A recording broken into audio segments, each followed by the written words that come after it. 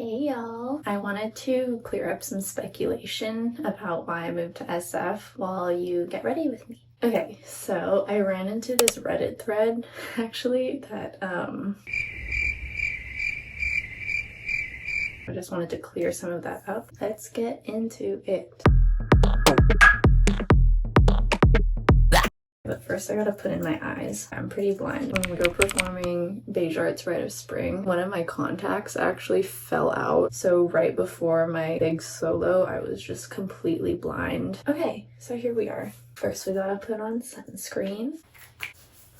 So something that I've been seeing a lot is people wondering if I got kicked out of Royal Swedish Ballet because Maya got promoted. No, I just decided to leave. I love Maya and I was so happy for her when she got promoted. So first and foremost, the reason why I left was because I've been wanting to just get more perspective from a different company. I've been in the Royal Swedish Ballet for 8 years now, and it just felt like it was a good time to transition. Nicola was leaving, my director. The Opera House is going into renovations for about 5 years, starting the season after next season, and Kintaro was leaving as well. People are also kind of asking like, why are you going back to America, especially at a time like this? Tamara had come to Royal Swedish Ballet in 2021 to set her creation of Cinderella.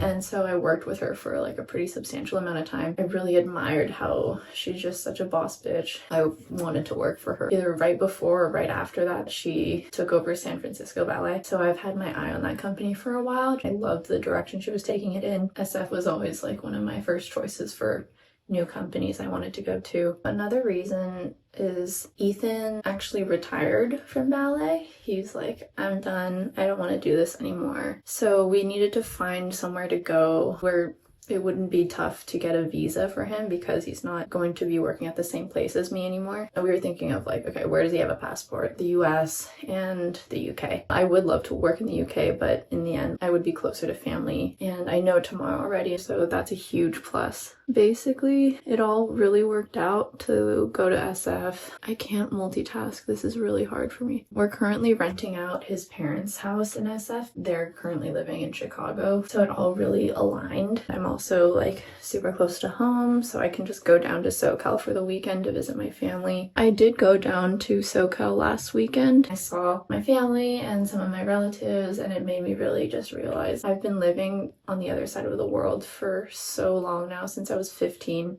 and now I'm 26. I feel like I've missed out on a lot. This was a really great time for me to come back and spend a really substantial amount of time with my family. So I'm also like so happy about that. I really struggle with my eyebrows. They're so different. You know how people say their eyebrows are sisters, not twins? Mine are like distant cousins. Someone else asked, how often do principal dancers switch companies? I mean, I wouldn't say very often, but I do see it. Not a rare occurrence. People just kind of want to change it up, and I feel like it's honestly a great learning experience. You become your environment. So I was getting really comfortable at RSB, which I love, but also I felt like if I wanted to experience something different, like now's the time. Our careers are so short, so I feel like time is of the essence. Some people were wondering if it had something to do with the fashion line. MADDWOO Studios. Nothing happened with that. It's actually going to be harder to manage because we're going to be in the US now, and it's based entirely in Europe. We source everything from Europe, so all the vendors that we have to contact, and our team is on European time.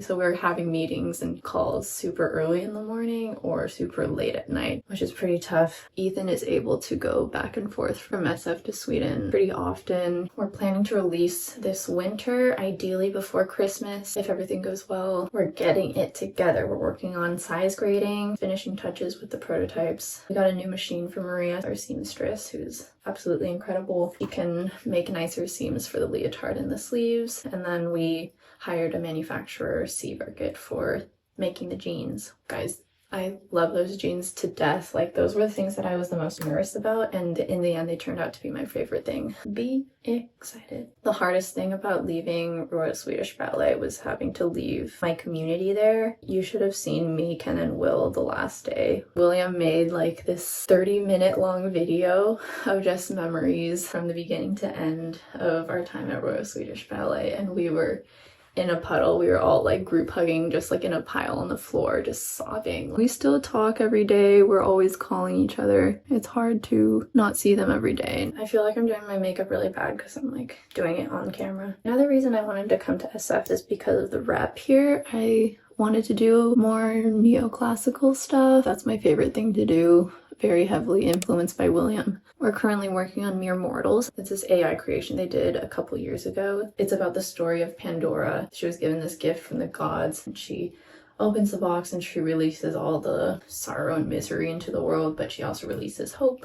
It's by Azure Barton, and Azure wanted to relate this story to how humans created AI and how that's kind of opening a Pandora's box. I think that's a really cool concept. I have this blush that I really like that I've been using for a long time. It's like a pH tinted moisturizer stick, and it kind of like is your own custom blush shade based off of the pH of your skin. It looks really dewy, so we're loving it. Okay, some of the major differences between SFB and Royal Swedish Ballet. First of all, at SFB, we work until 6:30. At Royal Swedish Ballet, we would finish every day at 5 max. That last hour and a half kills me. At SF, the paycheck is like 3 times as much. I'm not even kidding, but you exchange pay for like all of your time. Class isn't paid for, so the workday technically starts at 11:30. So we don't get lunch until 2:30, which is really late for me. I'm used to eating around 1. But we also have a lot of perks. We have 2 scripts per week where we can go outside of the opera to get physical treatment. I'm going to see the chiropractor today, and it'll be for free because the company pays for it. And the company also gives you an $85 check for transportation every month. Another thing that was really hard about coming here was just like being the new person again. And this is not coming from the dancers at all, because they have been so sweet and so welcoming. I felt like I put this pressure on myself because I'm coming from another company as a principal dancer, which means I will be like kind of under the magnifying glass. There's also my presence on social media, which I feel like builds expectations because I do like post the best of myself on there most of the time. So I had that kind of added pressure. There were a lot of expectations that I put on myself that I felt like I had to live up to, which created a lot of anxiety. I was very anxious my first week going in. Still am sometimes. At SF, they learn things so fast. We basically learn the entire season's rep from now until December. So we're constantly working on like 3 things at once. The first performance is Nutcracker, and also we work extremely fast. So when I came in, the company had already been working for 2 or 3 weeks. I think it was 3 weeks. I was coming in pretty late, so I had to learn things basically by myself. And then by the second week, I was already doing like runs of Serenade. I had to do a run in front of the entire company of Stars and Stripes pas de deux. I was coming from break and also being injured all last season. So the last time I did a full-on classical pas de deux with like adage, variation, coda was probably over a year ago. I got through the pas de deux, but it was really embarrassing because it was definitely not something I was very proud of. Did I have any other choice? Like, no. It's very America.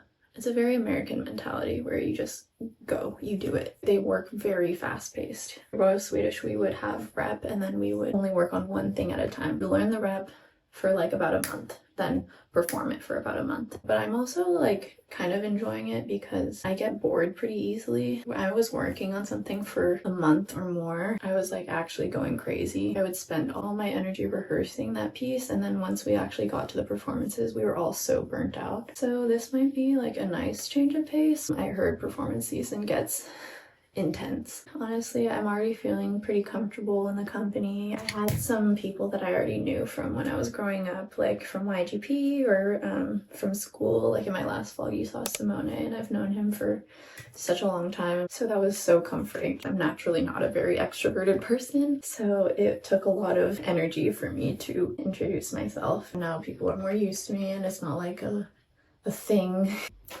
Babies. Hi, baby. There are some people asking if we broke up because I moved.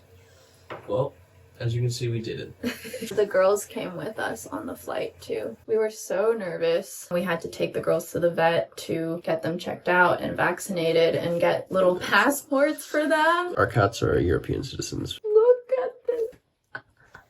We had to buy flight tickets for them, 100-something bucks each. We got Sherpa cat carriers, and those are like pretty universally fine. We took SAS, by the way. When they saw that we had cats, they're like, oh yeah, like we have a protocol for this, but I just actually don't know it. No, they were like, what do we do? Dude, there's a cat. They were like, look at those cats. Basically, Ethan and I went through security. They took the girls to a different room. I thought I was going to have to carry Cece and Annie through the little like scanners, but in the end, they just had to scan the cat carriers through. Like, the lady was so sweet. She was like, can I pet your cat? They were so well behaved. Honestly, the car ride there was the worst part. Something that I think helped was I brought jackets to cover the cat carriers, so they're like surrounded by a familiar, comforting scent the entire time, and also not overstimulated like by light and stuff. We stopped at Copenhagen Airport. Shout out Kastrup Airport in Copenhagen. Just honestly the most beautiful airport I've ever been in. Yeah, we went to the lounge. It was pretty cheap. In. It was only like 30 bucks each. Yeah. And yeah, we took the cats in. Oh my god, I took them to one of the showers to use the litter box. And they found this little like hole in the cabinets to crawl through, and I started freaking out. Come back down. Come back down. Good girl. But eventually I lured them out with food. But anyways, it was fine. And then we took the flight. Like, they were sleeping the entire time. Sometimes Cece would like meow when we were like ascending or descending because of the pressure, but she is such an angel. Yeah, she's amazing. It was so fun because the girls were so good. On one of the flights, I sat next to someone and I was like, are you okay with sitting next to cats? I hope you're not allergic. And she was like, oh my god, I love cats. Like, it's totally fine. It was overall just like such a great experience. I was stressing out for nothing. And mostly because the girls were angels. Something that I forgot to mention, at SF, we only get our schedule 2 days in advance, which is so tough. It's so tough to plan your life. They have dental and vision insurance on top of just normal health insurance. It is amazing, but like, how do we plan to go have an appointment? 9 out of 10 times you have to just cancel it because you don't know what the schedule is going to be. I use the Pat McGrath palette. I love her. Life is so hard. I don't know what glitter to use. Maybe just a little bit. I'm gonna put a little roller in my hair so that my bangs don't completely like die before we go out. Yeah. Okay, let's see how this did. She calms down after a while, don't worry. Anyways, thank you so much for watching. Leave comments down below on if you have more questions about SF. I'll do another Q&A or something. Walking on Chestnut. Thanks for watching, and I love you.